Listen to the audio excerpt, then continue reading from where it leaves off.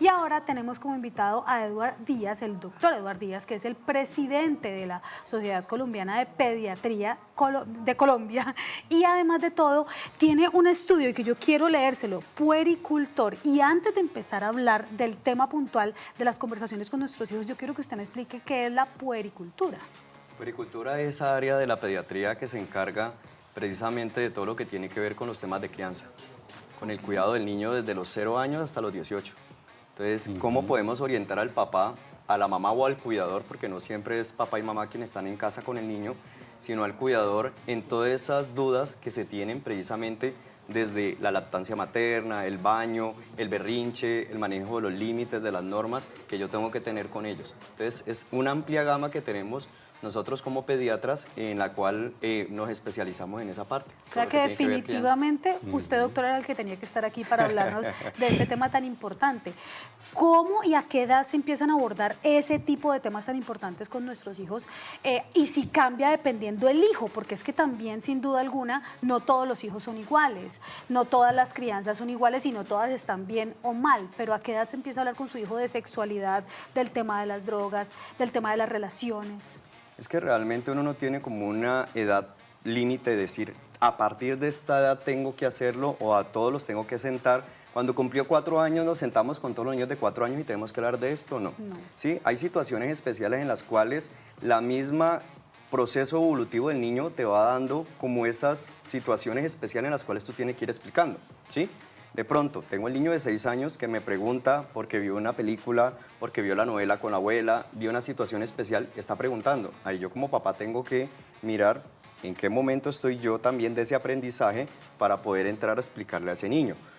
Muchas veces puede pasar con el niño de 5 años. Llega el papá pues tomado porque llegó pues de una fiesta, llega borracho, el peladito lo ve, dice, bueno, mi papá, ¿por qué llega así?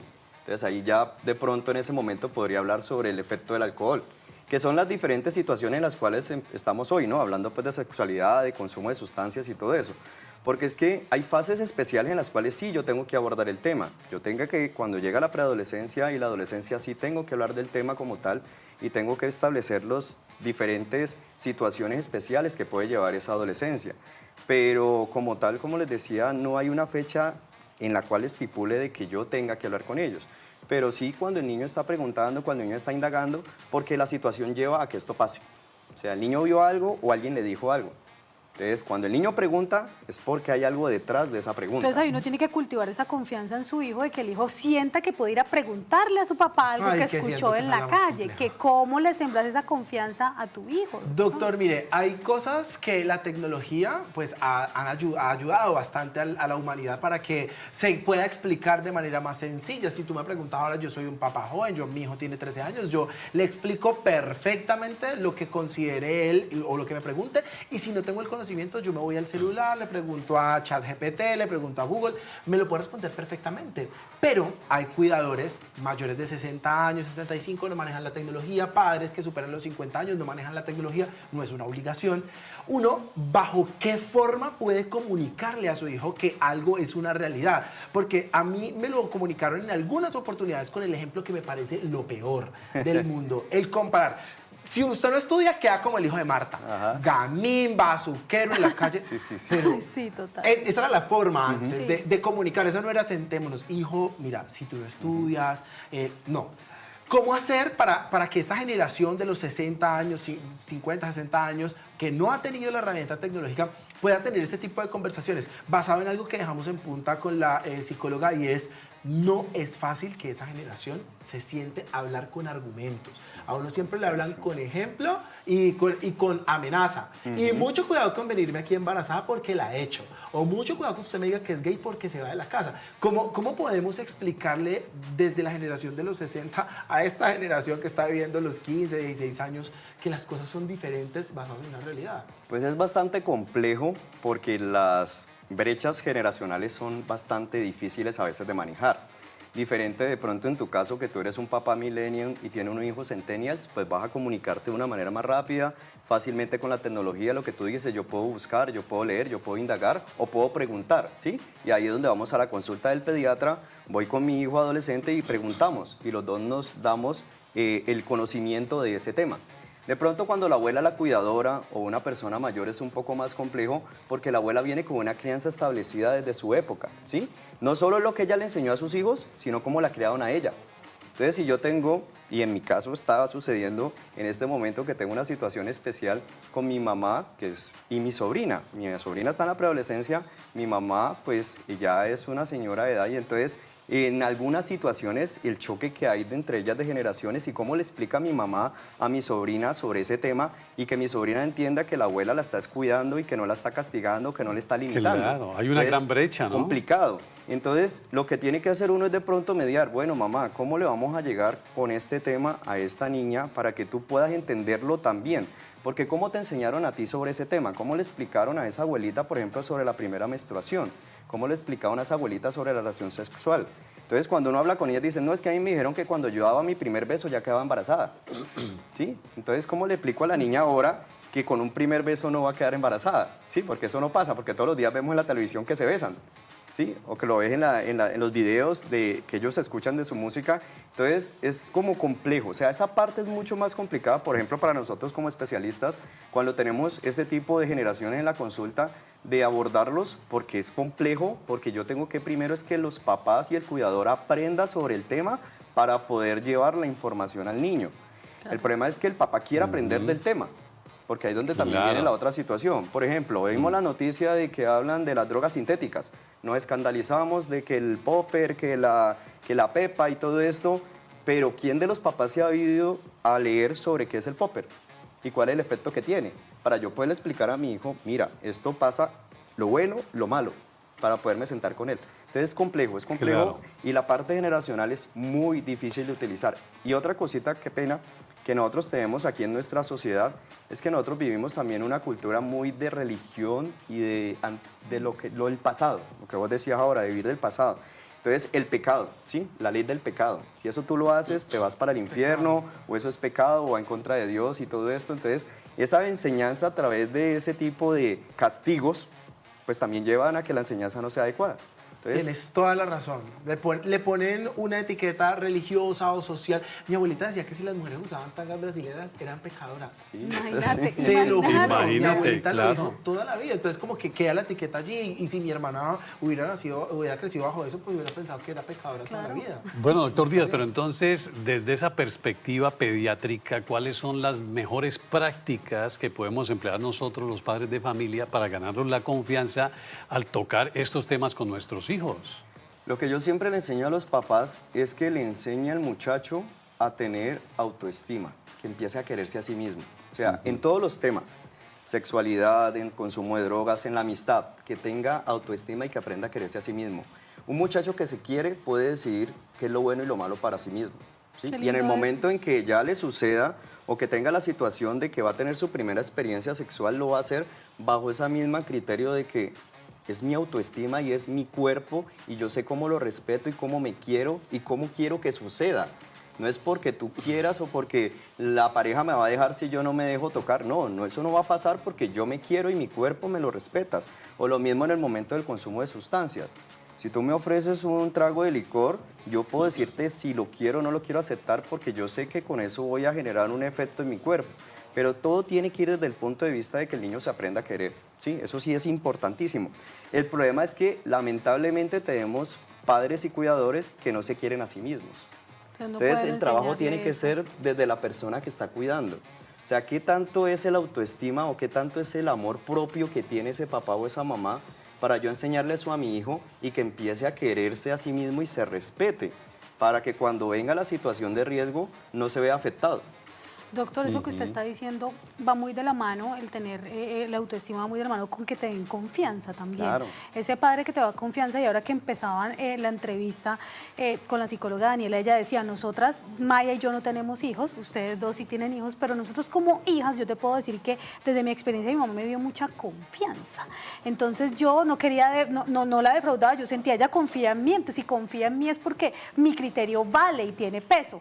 Pero ahí la pregunta es, ¿Dónde está el equilibrio entre un papá que te dé confianza, que te cuente cosas, y hasta dónde es el límite que debemos tener como padres? y La como pregunta hijos? es realmente cuál es esa confianza. O sea, una confianza es que te dejo hacer todo lo que tú quieras, Sí. o que tú eres mi amigo, y eso es lo que nunca, y es lo que yo le digo a los papás, tú no eres el amigo de tu hijo, tú eres el padre de tu hijo, tú eres la Total. madre de tu hija, no eres el amigo. ¿Y cuál es el límite ahí? Sí, el límite es, muchas veces dentro de ese contexto es, ¿qué le voy a contar? Lo que ustedes decían, yo no necesito saber del pasado sexual de mi mamá, ni de mi papá, ellos su vida, ¿sí? Pero sí necesito saber qué es un orgasmo, sí necesito saber qué es la masturbación, sí necesito saber qué es una eyaculación, sí necesito saber lo básico para que cuando llegue mi momento yo esté entrenado y pueda decidir, como te decía ahora, si lo quiero hacer o no. Pero si no sé qué es, Sí, claro. entonces muchas veces lo que voy a experimentar es con alguien de afuera. Y el de afuera puede que me enseñe bien o me enseñe mal. Y una mala experiencia en cualquier primera vez de cualquier persona es una marca para toda la vida. Para toda la vida. Y una Claro. marca negativa, ¿sí? Entonces, ahí es donde volvemos al romanticismo, al cuento de Disney y al cuento de hadas, y eso no existe, ¿sí? O esas películas emocionales donde la princesa y el príncipe, realmente eso hay que desvirtuarlo, porque eso no existe. El príncipe no va a llegar en el caballo blanco y me va a recoger y me va a dar un beso y ya con eso Felices nos para casamos, siempre, y felices sí. para siempre, eso no va a No. suceder. No. Entonces, tengo que ser muy realista en la situación donde estoy. Y lo que hablaban ahora con la doctora también es muy cierto. El problema es que si yo no enseño en mi casa, ¿quién va a enseñar? Las redes sociales están full al día, ¿sí? Usted busca donde quiera. y lo Donde que quiera quiera que encontrás diga. cualquier cosa, los videos. Por ejemplo, ahorita nos quejamos, lo que hablabas ahora, de pronto de que el pecado y de la expresión o el mostrarse demasiado, pero ¿qué hace un video ahora? Un video te muestra a una mujer desnuda bailando, ¿sí? Y eso para los niños es normal. Y lo ponen en todas las fiestas infantiles. Hasta ni Entonces, con morbo lo ven, ¿no? Ni con Ellos morbo lo ven porque ellos lo ven normal. normalizan. Entonces, cuando llegue su momento, para ellos va a ser muy normal. Sí, Sí, tienes que eso es, razón. digamos, lo que hablaban ahorita del relax, como que es normalizar un poco esas cosas. Pero el problema es que hasta dónde puedo hacer que esa normalización vaya a llevar a ese niño a un problema o a una situación de riesgo, que también es lo que está sucediendo ahora, que pues lamentablemente tenemos mucho abuso con los niños, tanto en la parte sexual y también el abuso de sustancias, que está aumentando de una manera impresionante en los jóvenes y adolescentes. De verdad estamos en cifras en las cuales hace 10 años no eran las mismas y los porcentajes van cada vez para arriba. Doctor, esta pregunta pareciera complicadísima de responder. Otra gente dirá, muy fácil, pues, ¿cómo así? Usted para eso es papá. Pero, ¿qué pasa cuando el hijo viene con la confianza que dijo Maya, con todo lo que hemos hablado con Mauro, con Daniela, con todos, y te cuenta baldados que o socialmente o personalmente, pues de pronto no están aceptados? Voy con varios ejemplos. Sí. Cuando tu hijo te siente y te dice, tu hija te dice, mami, estoy embarazada. Y viene una reacción que me encantaría orientar esa reacción basada en tu conocimiento. Cuando un hijo se acerca y dice, no, es que a mí no me gustan las mujeres, a mí me gustan los hombres. Y entonces como que, ¿qué reacción se toma? O viene una hija o un hijo y te dice, yo estoy cansado de la vida, yo me quiero matar. ¿Qué pasa con este tipo de reacciones y cómo la deben tomar los papás, que también forman parte de una conversación con sus hijos? O estoy Y es, consumiendo droga, No por quiero, ejemplo. Lo estoy esa consumiendo, está sí, muy al lugar. Es que la verdad estoy enredado con la marihuana. Sí, ¿Cómo todos se mis debe amigos tomar? lo hacen. Uno debe pegar el grito en el cielo, llama al psicólogo, llama a la policía. Mami, robé o he cometido Eso. un crimen. ¿Qué tipo de reacción podemos orientar a tener? Es muy complejo, o sea, y es muy complejo porque va desde la misma personalidad de cada persona, ¿sí? Es como yo manejo y expreso mis emociones. Entonces, en el caso tuyo de papá, en ese momento, ¿tú qué vivencia has tenido sobre ese mismo tema? Empezando. Segundo, ¿cuál es la expectativa que tienes de tu hijo? Porque para muchos de pronto el hecho de que la niña le llegue y le diga que está embarazada, le está dando un baldado de agua fría porque perdiste las expectativas que tenías de tu hija. Que era que se Más que graduara. realmente esto, más que realmente que esté embarazada, es como que, ay, ya no va a ser profesional, ya se me desvirtuó esa imagen perfecta que yo tenía. Sí, pero entonces, ¿cómo voy a hacer aquí para allá? Tengo la situación, ¿qué vamos a hacer ahora de aquí en adelante? ¿Sí? Porque yo con rasgarme las vestiduras, con pegarle, con castigarla, con echarla de la casa, ¿qué voy a voy ganar? a desembarazar. Sí, no voy a ganar nada. Pero entonces, Claro. ¿qué decisiones vamos a tomar? ¿Cómo vamos a hacer el acompañamiento? ¿Quién nos va a guiar? Entonces, ahí es donde entramos los profesionales, ¿sí? Entonces, si tenemos una chica que llega en un embarazo, pues tenemos la cita con el pediatra y manejamos la parte de todo lo que es la parte clínica del embarazo, vamos a psicología para manejar la parte emocional y ya las decisiones, ¿sí? De la decisión que si llego a término o no llego a término, eso lo tiene que tomar la niña y la familia desde un punto de vista de ellos. La orientación sexual es una cosa bastante controversial que todavía tenemos muchos problemas, que todavía a pesar del avance que tenemos, a pesar de la aceptación que supuestamente tenemos en nuestra sociedad actual, todavía siguen siendo tabú, ¿sí? Entonces todavía tenemos el concepto de que si me sale gay lo echo de la casa porque el papá es macho y tiene que ser macho como el papá. Ese tipo de cosas ya realmente están pasando de moda, pero todavía las tenemos. Y yo tengo adolescentes que lamentablemente me llegan a la consulta que porque su papá lo echó de la casa. Es y es cierto. muy triste porque si yo lo echo de la casa, ¿en qué termina ese muchacho? O termina en la prostitución o posiblemente consumiendo drogas. O muerto. O que es muerto, peor. porque ¿qué más? Se va a suicidar y ya hemos visto muchísimos casos, desde el colegio hasta la casa, que los pelados se están suicidando lamentablemente por eso. Entonces, yo creo que ahí lo importante es, sí, el diálogo. A pesar de uno que diga que es difícil, el diálogo es muy importante. Y buscar el profesional, que va de acorde a lo que me está sucediendo con el joven en el cual tengo la situación especial. Pero sí no rechazar, no juzgar. Al adolescente no les gusta que los juzguen, porque cuando te juzgan, lo estás rechazando. O sea, tú como papá que eres mi apoyo, si yo te cuento esto con esa confianza que de pronto te llego a tener y me rechazas, quiere decir que no me quieres. Entonces, si tú que eres el que me dio vida no me quiere, ¿Quién entonces, me va a ¿quién me querer? va a querer afuera? Entonces, peor dolor. Entonces, ahí es donde yo tengo que trabajar en ese, como abrazar esa familia y empezar a trabajar en conjunto. Y que cada persona es diferente, cada familia es diferente, cada joven es individual. No comparar lo que tú decías ahora es muy cierto, que se parece a la tía, que se parece al vecino, no. O que Cada va a niño es terminar de diferente. esa forma o de la otra. Sí, Doctor, eso es pues muy complejo. nos has dado una muy buena guía para quienes somos padres y para quienes tienen la aspiración de serlo, los que ya son abuelos, tíos, los que ya tienen bisnietos y tataranietos. Pues sí tenemos una forma bastante clara de parte de un profesional. Doctor Edwin, muchas gracias por estar con nosotros. Buena energía. Doctor Eduard Díaz, Muchas gracias. buena energía para ti, muchas Y de gracias verdad, por les habernos quería aprovechar acompañado. un poco el momento para hacer una pequeña cuña, que hablando de puericultura, nosotros con la Sociedad de Pediatría el 18 de octubre tenemos el Congreso Regional de Puericultura en el Club de Ejecutivos, pues los que quieran, papás, mamás, cuidadores, médicos, enfermeras, trabajadores sociales, los que quieran asistir pueden hacerlo, entran a la página de la sociedad y ahí van a encontrar ¿Cuál es la página? información. scpvalle, arroba scpvalle. Es el Instagram en el cual encontramos. Bueno, entonces, doctor Díaz. con mucho gusto están invitados. Muchas gracias, ya estuvo su cuña Bueno. hecha. Muchas gracias. Muchas gracias. Nosotros nos preparamos para comerciales. Cuando regresemos vamos a hablar de alergología, un gran especialista hablándonos sobre las alergias de nuestros niños, los adultos y qué hacer al respecto.